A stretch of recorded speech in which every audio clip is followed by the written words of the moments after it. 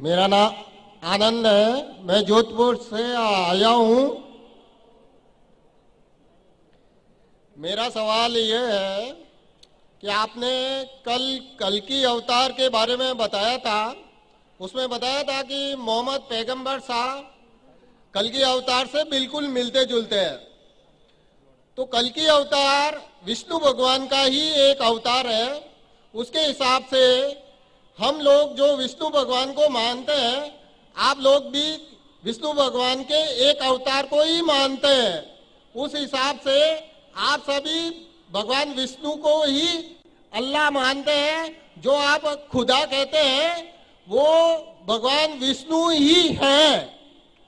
माशाल्लाह, बहुत अच्छा सवाल है भाई का। उसने कहा जब आप कहते हैं कल की अवतार मोहम्मद सल्लल्लाहु अलैहि वसल्लम हैं और अवतार विष्णु का दूसरा शक्ल है, तो आप विष्णु में मानते हैं। भाई साहब, मैंने कहा मेरी पूरी तकरीर है मोहम्मद सल्लल्लाहु अलैहि वसल्लम का जिक्र हिंदू मजहबी किताबों में। पूरी तकरीर में आप सुनेंगे, उसमें मैं साफ तौर से अवतार के मानी क्या है। अवतार जो कहते हैं भगवान की मूर्ति, ये आम हिंदू कहते हैं। अवतार संस्कृत वर्ड है जो आता है अव और त्र से।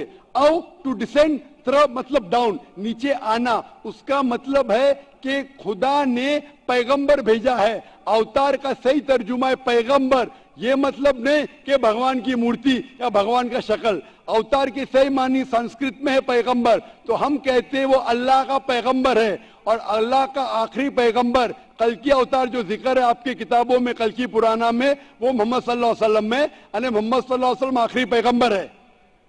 तो फर्क यह है कि अवतार की मानी आप जानते नहीं हैं। मैं पूछना चाहता हूं, आप मानते हैं मोहम्मद सल्लल्लाहु अलैहि वसल्लम आखिरी पैगंबर है?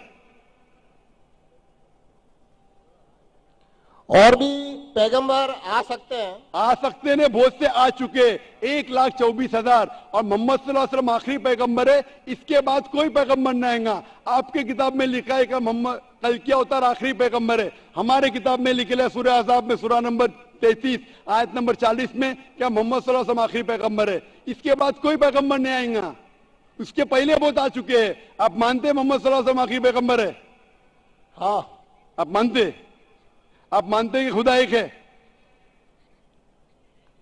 भगवान एक है। आप मानते हैं कि बुत परस्ती गलत है, मूर्ति पूजा गलत है? आप मानते?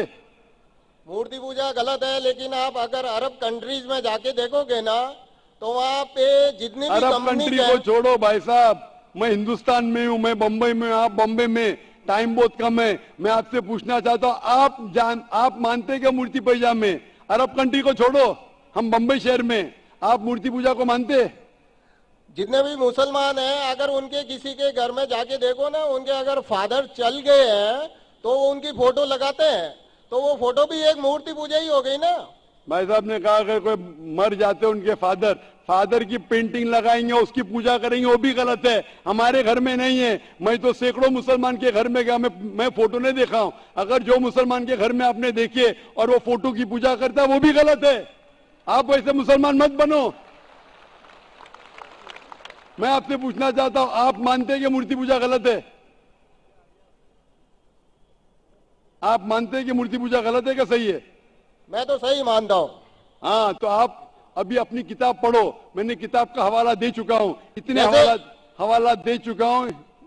श्वेता उपनिषद चैप्टर नंबर 4 श्लोका नंबर 19 और Yajurveda chapter number 32 shloka number 3, नात्यस्य प्रतिमा अस्ति। उस ईश्वर, उस भगवान की कोई प्रतिमा नहीं, कोई अक्ष नहीं, कोई फोटोग्राफ नहीं, कोई पेंटिंग नहीं, कोई मूर्ति नहीं, कोई बुत नहीं।